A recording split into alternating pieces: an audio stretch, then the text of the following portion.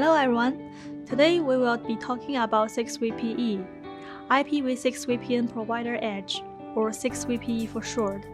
It's a technology that uses IPv4 or MPLS to connect IPv6 islands. Why do we need 6VPE? As a next-generation network layer protocol, IPv6 not only provides a vast address space to allow more users and devices to access the internet, but also attract increasing attention due to its enhancements to service quality and security mechanism. However, evolving networks from IPv4 only to IPv6 only is a long and gradual process. In the meantime, the two types of networks will coexist. In the early stage of this process, IPv6 networks are not widely deployed, and IPv4 networks are still the most prevalent. At this time, IPv6 islands may occur. How can we connect these islands? In the previous video, we talked about 6PE. What exactly is the relationship between 6VPE and 6PE?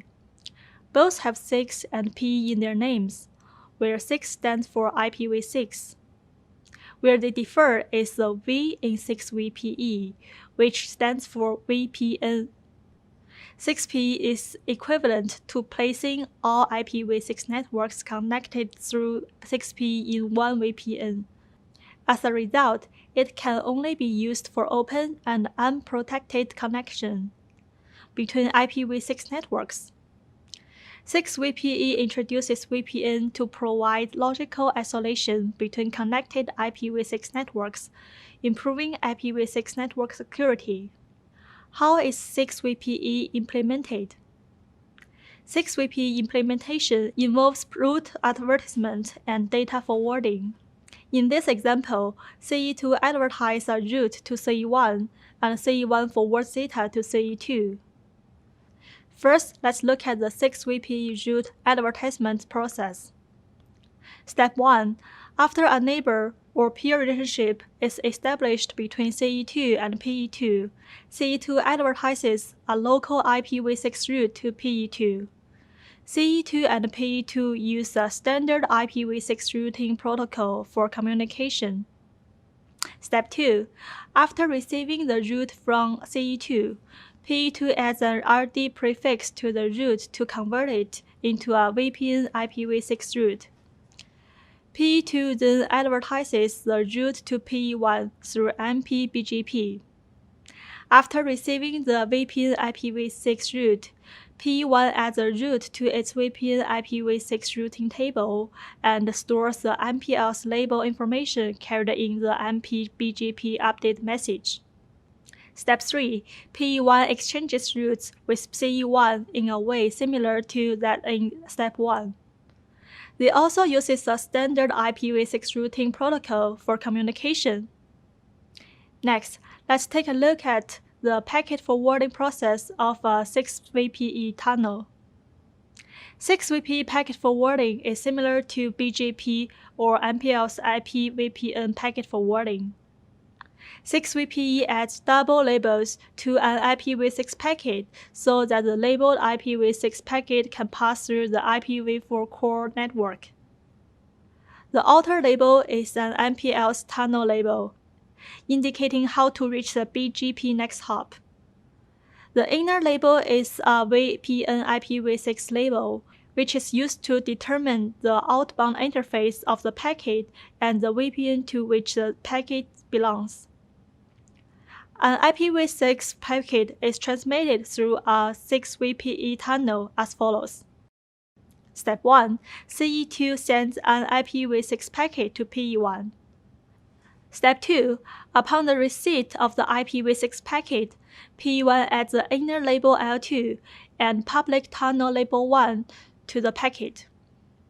PE1 determines the inner label based on the IPv6 VRF and the public tunnel label based on IPv4 address information.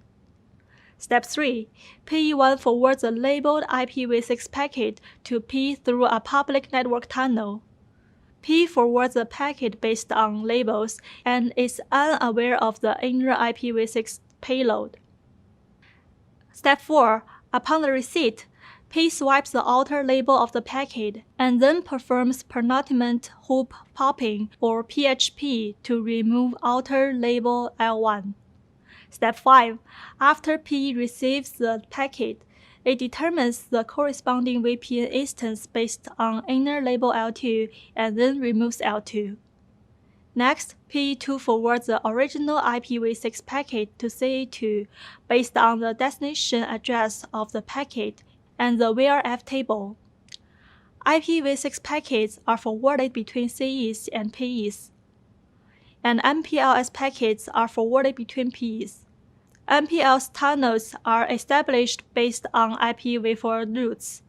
Therefore, PEs must support IPv4 or IPv6 dual stack. Now let's have a look at 6VPE's features. The advantage of using 6VPE is that it can use the existing IPv4 or MPLS network to carry IPv6 services and requires only minor changes to IPv4 MPLS network to connect IPv6 networks.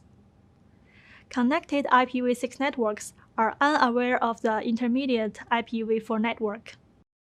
That said, 6VPE also has some limitations. Specifically, it depends on MPLS and involves complex protocol status, especially RSVPTE status. PEs also need to support IPv4 or IPv6 dual stack, which consumes more CPU memory and other resources.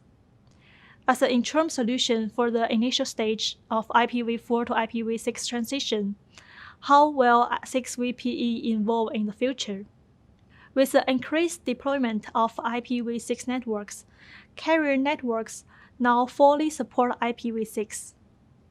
IPv6 networks can directly communicate through IPv6 without any transition technology.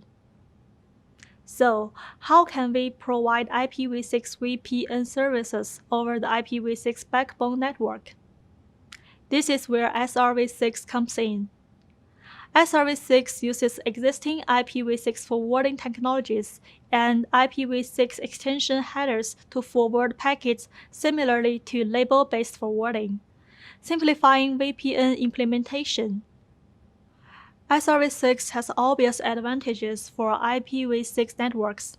After SRv6 is deployed, the entire network runs IPv6, with PEs only needing to support the IPv6 stack. This helps conserve device resources. SRv6 packets have the same packet header as common IPv6 packets. Network nodes can communicate based purely on IPv6 reachability, simplifying network protocols and facilitating service provisioning. In addition, SRv6 provides flexible programmability to meet different SLA requirements of services. All in all, SRv6 performs better than 6VPE in IPv6 VPN implementation. Today, we have learned about the background and the implementation of 6VPE. You should now have a clear understanding of this technology.